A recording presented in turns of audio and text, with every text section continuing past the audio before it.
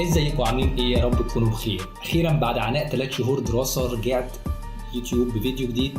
يا رب يعجبكم ويا رب يكون مفيد، وهعرف ان هو مفيد من اللايكات بتاعه الفيديو بتاعنا. بص يا سيدي او يا ستي، لو الديسكتوب بتاعك سواء كمبيوتر او لابتوب بطيء، فدي بيكون بسبب عده عوامل. ولو انت ما عندكش اس اس دي اللي هو سوليد ستيت درايف، وهو بيختلف عن اتش دي.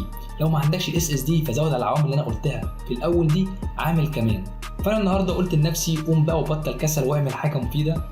فقبل ما نبدا الفيديو لايك وشير، ونبدا الشرح بعد الانترو.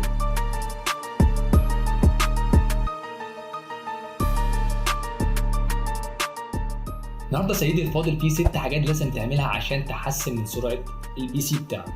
اول حاجه، لو جهازك بيفتح بطيء فلازم تروح على التاسك مانجر،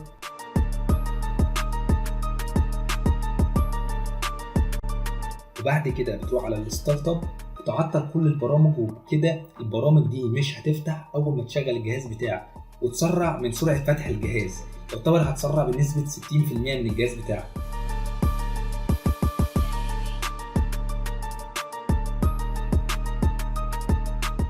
تاني حاجه بقى، هتروح على شاشه الرن وتكتب temp وتمسح كل حاجه فيها.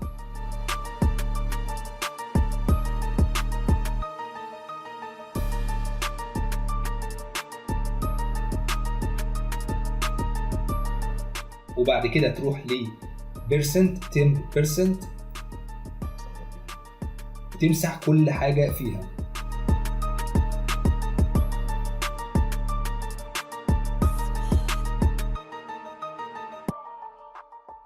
تالت حاجة عندنا، اتأكد من ان الويندوز بيتحدث لآخر إصدار عشان تخلي الألعاب والبرامج بتاعتك تكون اوبتمايز للجهاز بتاعك.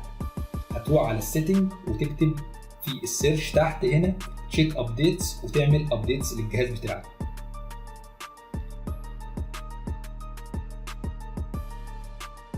رابع حاجة، حاول تخلي البارتيشن اللي عليه النسخة مش مليان على الآخر، ودي بسهولة خالص عن طريق انك تضغط كليك يمين وتختار آخر حاجة عندك اللي هي البروبرتيز، وبعد كده تعمل كلين اب.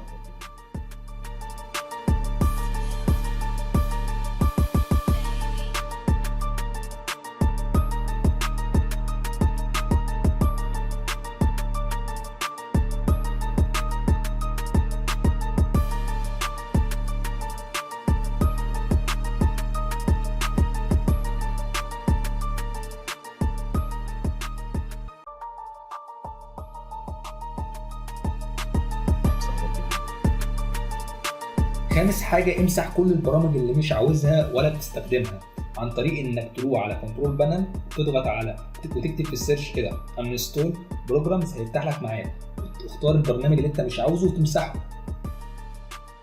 او تروح على السيرش وتكتب اد اور ريموف بروجرام وتختار البروجرام اللي انت مش عاوزه وتمسحه. وبس كده جينا في نهاية الفيديو. ما تنساش تكون عملت لايك وشير عشان ما ازعلش منك. اشوفك الفيديو الجاي.